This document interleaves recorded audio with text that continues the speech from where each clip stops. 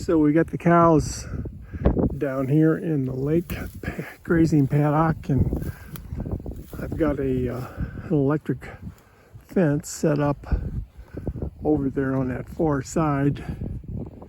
Let me zoom in over here a little bit so you can kind of see it.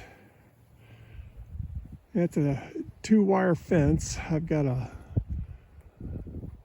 galvanized steel wire on the bottom and then or in the middle in there, and I got a top wire of the poly braid, and that goes all the way around the edge of the woods over there, about 25-30 feet off of it, and then I go across the top of the dam and right back over in the corner over there where I've got a solar fence energizer set up.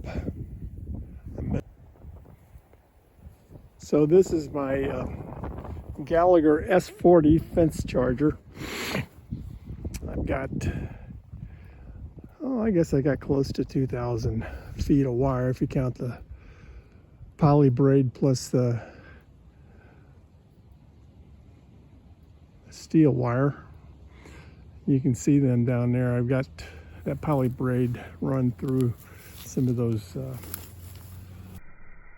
lockjaw insulators snapped onto those T-posts, and then I didn't have a porcelain insulator. That's what I would have used there, but for what I'm doing, those cable ties will work just fine.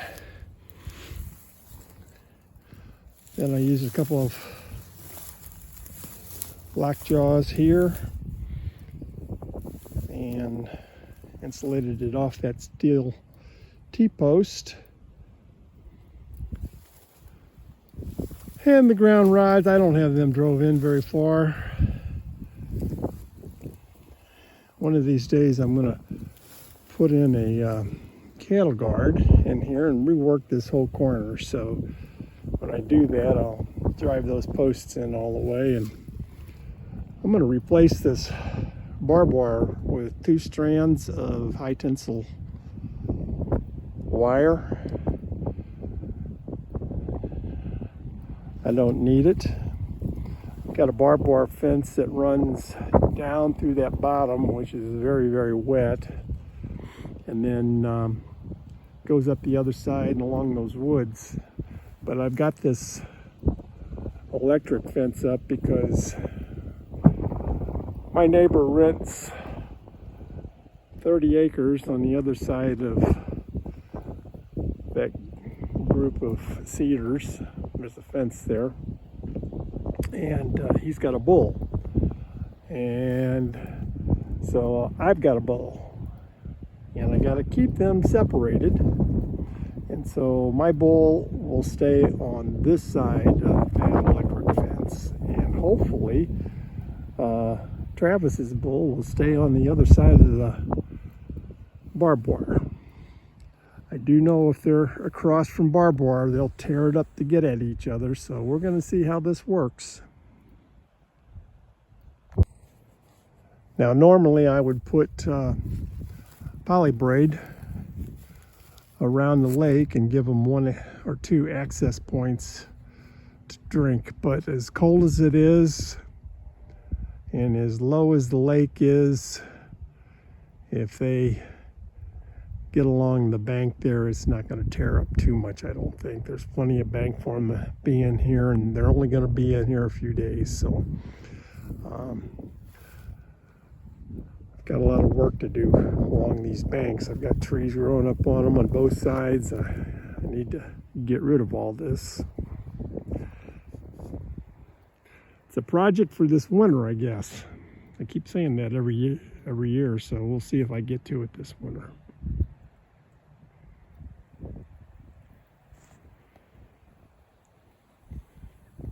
And with that, I think I'm going to head back to the house. I got a little chore moving things around in the barn so I can get my tractor put away for the winter.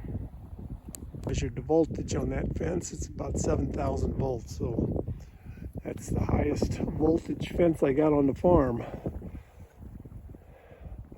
So we got the cows down here. They're going to graze in here. I'm hoping till either the 19th or the 20th. Today's the 17th, so that's 3 days, maybe 4.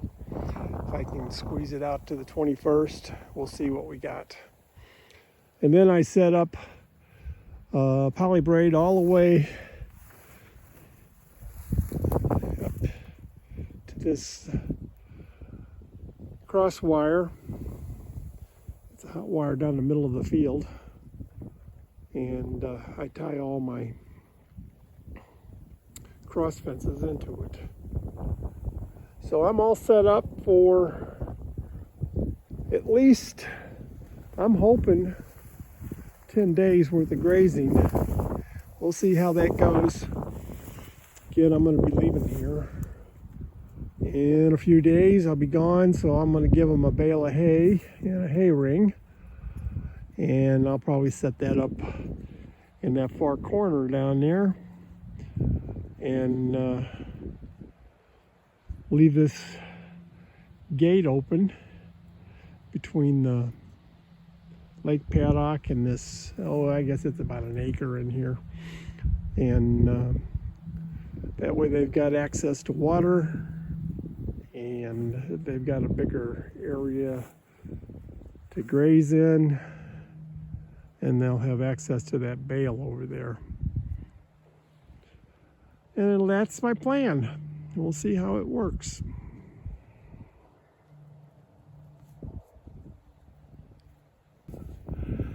Okay, so here's the water station right over here. Those are electric fences into paddock 7B and C.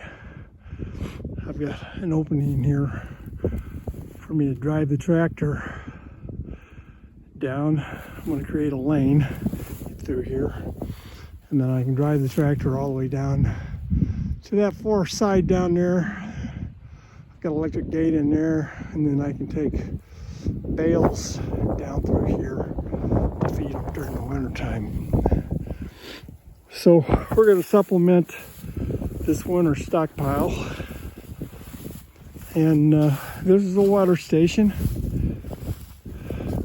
I've got a T-post with a PVC sleeve driven in here. Holds that wire back out of the way. You can see there's a water valve down in there. And then we get around here where we can kind of see this.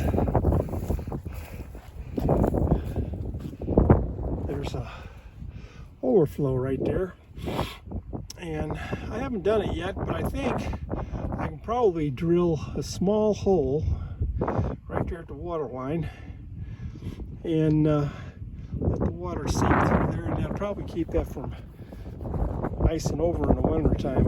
I haven't tried that yet, but that's going to be the plan for this winter. And we have got, according to the weather channel, we have got sub-freezing, meaning sub-zero temperatures for 3 or 4 days in a row, beginning Thursday next week. So it's going to be a cold one.